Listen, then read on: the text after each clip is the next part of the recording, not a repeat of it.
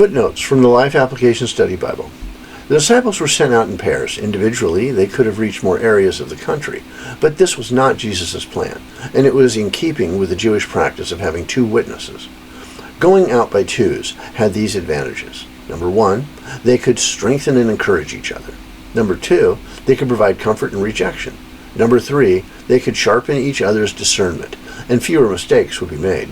Number four, they could stir each other to action as a counter to idleness or indifference. Our strength comes from God, but He meets many of our needs through our teamwork with others. As you serve Jesus, don't try to go it alone.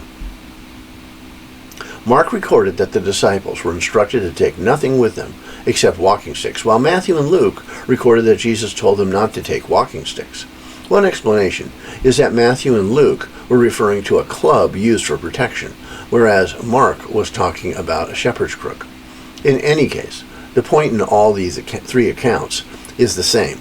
The disciples were to leave at once without extensive preparation and with limited gear, trusting in God's care rather than in their own resources. Pious Jews would shake the dust from their feet after passing through Gentile cities or territory to show their separation from Gentile influences and practices.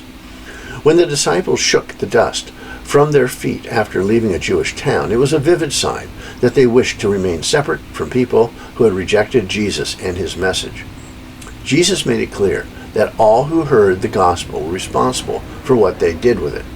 The disciples were not to blame if the message was rejected, as long as they had faithfully and carefully presented it. We are not responsible when others reject Christ's message of salvation, but we do have the responsibility to share the good news clearly and faithfully.